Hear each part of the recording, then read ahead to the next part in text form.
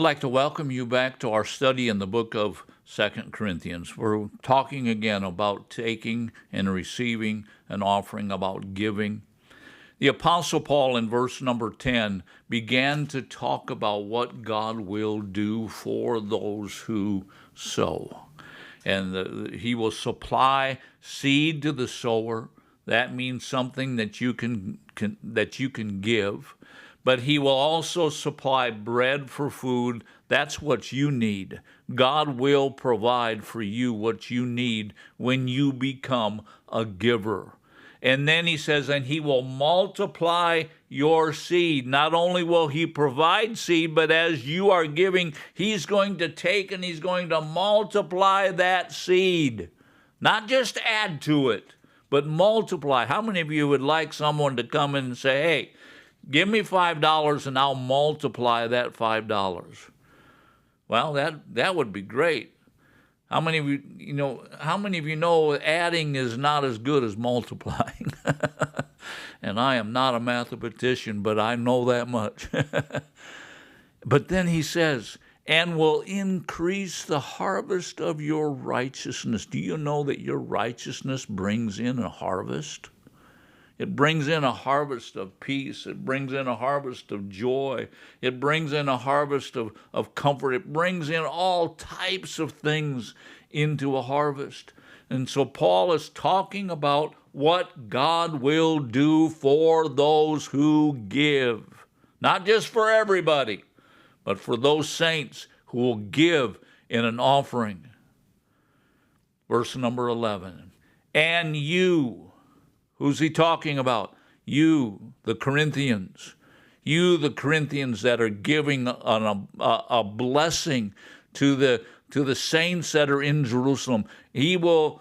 God will give you, or you will be enriched.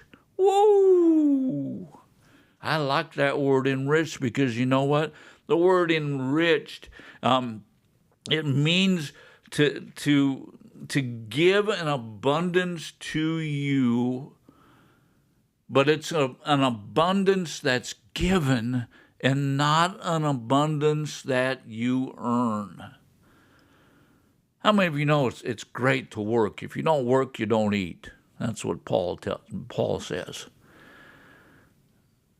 But how many of you know that being enriched, that it's something that's just given to you, a blessing that's over your lives?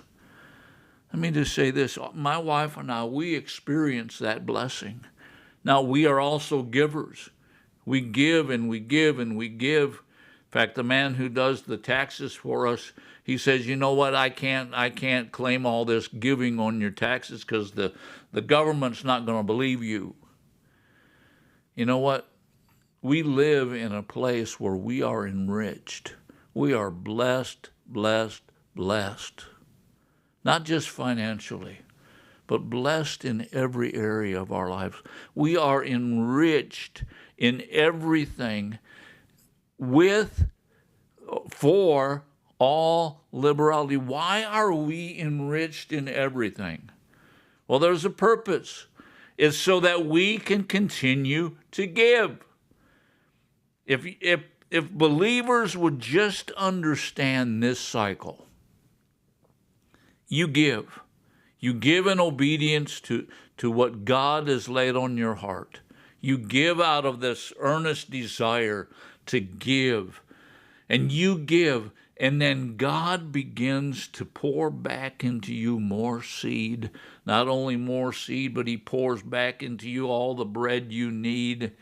And then he begins to multiply that seed over and over and over and over again. And then he begins to increase the harvest of your righteousness. Woo! The joy, the peace, the goodness of God. And then he enriches you with everything. Why? For all liberality. In other words, You got it because of your liberality, but you can give it again because of God's blessing on your life. Listen to me. There's a reason why the Apostle Paul has taken 2 chapters of 2 Corinthians to write this to the church at Corinth. And the reason that Paul is doing this is he is teaching us how essential it is for believers to become givers, to be givers in a blessing that will help someone else, that will minister to someone else. The Apostle Paul continues on in verse number 11, which through us is producing thanksgiving to God. What's happening? I believe that the Apostle Paul has already told the people in Jerusalem, hey, an offering's coming. I don't know how he did it. It's not recorded anywhere to my knowledge. But I believe that the people in Jerusalem are saying, oh, yeah, just hang on. There's an offering coming. There's an abundant offering coming. There's a huge offering coming, and it's so huge that they've got a whole bunch of people carrying this offering. Woo! Thank God, thank God, thank God. I believe that when Paul says here that it's producing, that through us, through him and the Corinthians and these men, that through us it's producing a thanksgiving to God. I believe the church in Jerusalem knows that this offering is coming, and it's producing in them a thanksgiving. You see, we need to understand that not only does our offering, our giving, produce financial well-being for other people and produces a life where their needs are met, but it also produces, we talked about this week, enthusiasm, a zeal, but it also produces in others a thanksgiving to God. Now let's go on very quickly to verse number 12, and we're going to close for this week. The Apostle Paul says, for the ministry of this service, what's he talking about? He's talking about that offering that's being taken. He says, for the ministry of this service is not only fully supplying the needs of the saints. What's he saying? It's not, there's more than just meeting the needs of the saints. You see, if you just give to meet the needs of the saints, that's wonderful. But you know what? There's more to it. And he goes on, he says, but is also flowing through the many thanksgivings to God. Those that you give to, those who have need, and you give and you meet the need for them, you know what happens? God gets the praise. It's God that supplies seed to the sower. It's God that supplies the bread to the giver.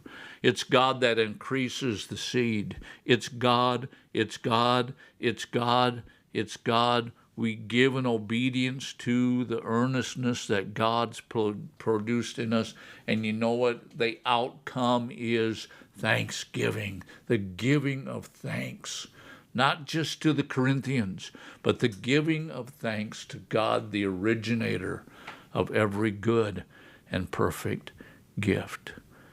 Thank you for watching this week. Join us again next week as we finish chapter 9 and go on into chapter 10 of the book of 2 Corinthians.